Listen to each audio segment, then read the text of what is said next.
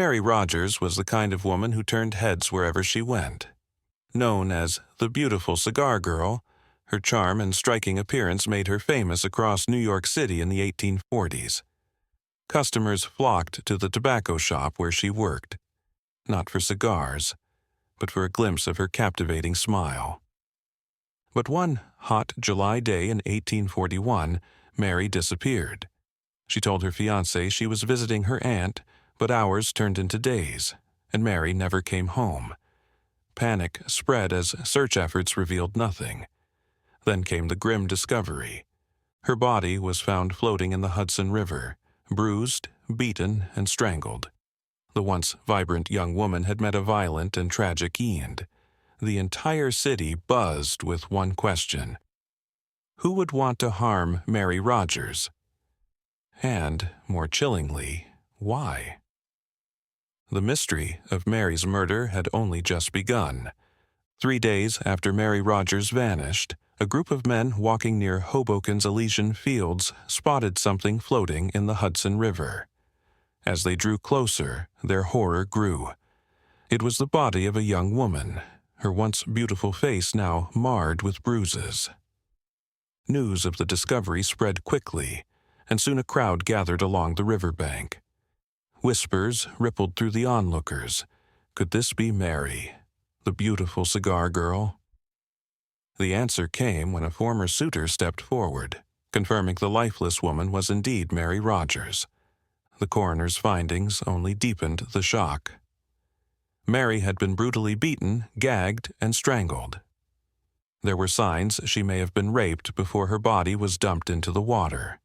Her elegant clothing, now waterlogged, was still intact, a haunting reminder of the woman she had been. As details emerged, the city's newspapers erupted with sensational headlines. Who would commit such a heinous act? Some pointed to a jilted lover. Others whispered of criminal gangs in Hoboken, known for their brutality. Theories of love triangles, secret rendezvous, and dark conspiracies swirled like wildfire. Mary's death was no longer just a tragedy. It was a spectacle, and the hunt for her killer had begun. As news of Mary Rogers' murder spread, the police began their search for answers. They started with her fiancé, Daniel Payne, the last person to see her alive. Payne claimed she had left to visit her aunt that morning, but she never arrived. His grief seemed genuine, yet some wondered if he knew more than he let on. Next, suspicion turned to John Anderson, the owner of the tobacco shop where Mary had once worked. His business had thrived thanks to her charm, and many speculated that Anderson had grown too attached to his most famous employee. But no evidence tied him to the crime. The investigation expanded to the dangerous gangs of Hoboken, notorious for preying on unsuspecting women near the waterfront. Had Mary stumbled into their path that fateful day?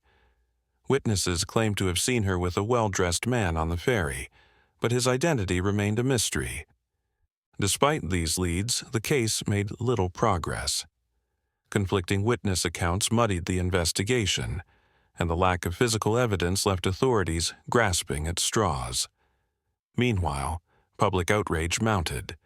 People demanded justice for Mary, but instead, the police became embroiled in jurisdictional disputes. Was the crime New York's responsibility or Hoboken's? As the investigation stalled, newspapers fanned the flames of frustration. Theories abounded, but the killer remained elusive. For Mary's grieving family and a city desperate for closure, one thing became clear. The search for the truth would not come easily. With the police struggling to find answers, the press seized the moment, turning Mary Rogers' murder into a media spectacle. Each day brought new headlines, each more shocking than the last. Theories and speculation became front-page news, as reporters dug into every rumor and possible lead, no matter how far-fetched. Was it a crime of passion? Some suggested that Daniel Payne, overcome with jealousy, might have snapped. Others whispered about Mary's former employer, John Anderson, whose devotion to her had seemed excessive. Still, there were no solid connections to the murder. Then came the more scandalous theories. Whispers circulated that Mary's death was the result of a botched abortion, a grim fate for women caught in society's double standards. Speculation centered on an unnamed doctor, someone who may have operated in the shadows, helping women with nowhere else to turn. A shocking new twist emerged when a Hoboken innkeeper claimed that Mary had visited her establishment the day she disappeared. Witnesses said she had arrived with a mysterious, well-dressed man. The innkeeper also recalled hearing a scream later that evening, but dismissed it as drunken revelry. Could this man have been her killer? As reporters chased sensational leads, the truth became harder to separate from fiction. Some stories painted Mary as an innocent victim, while others suggested she was caught up in a secret life. Meanwhile, public outrage grew louder. The frenzy only added chaos to the case. Was Mary Rogers the victim of a single attacker, or had she become entangled in a far larger conspiracy? The real answers seemed more elusive than ever. Months after Mary Rogers' murder, the case took a heartbreaking and puzzling turn. Daniel Payne, Mary's grieving fiancé, was found dead near Hoboken, the very area where her body had been discovered. Beside him lay an empty bottle of laudanum, a powerful opiate often used to ease pain or end one's suffering. A note was found in his pocket, its haunting words echoing his despair. "Here I am, on the spot. God forgive me for my misfortune in my misspent time."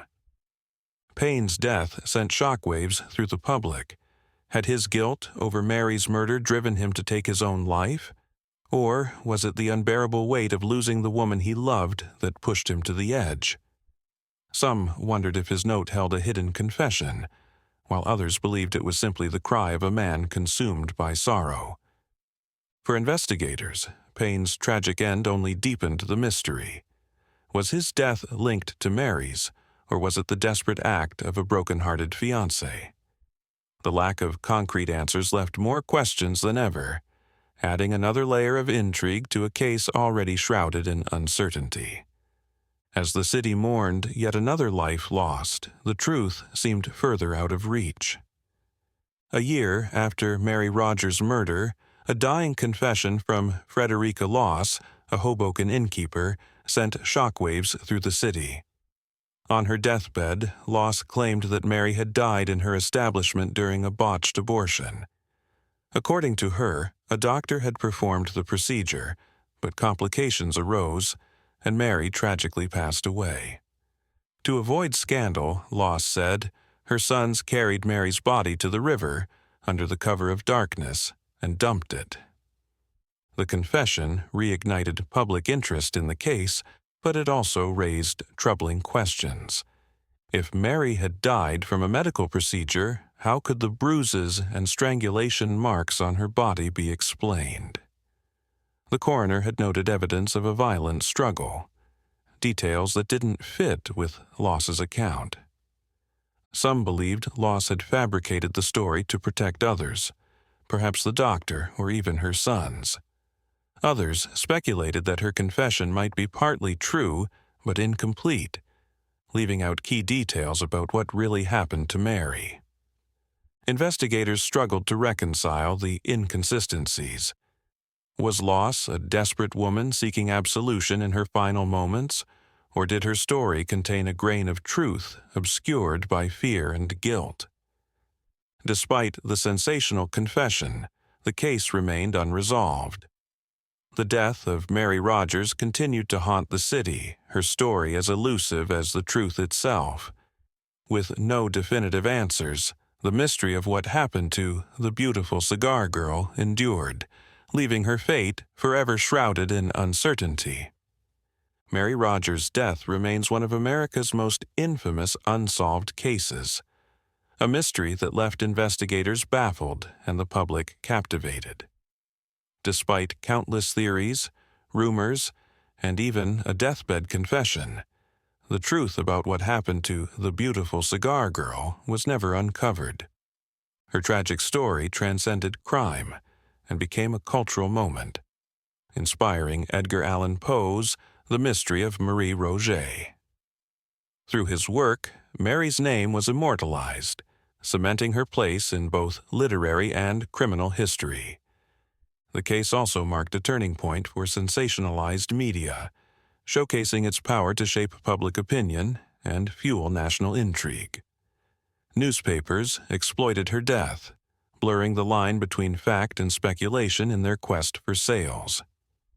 To this day, Mary Rogers' unsolved murder is a haunting reminder of lives lost, justice left undone, and mysteries that refuse to fade into history. Her story remains as enigmatic as ever,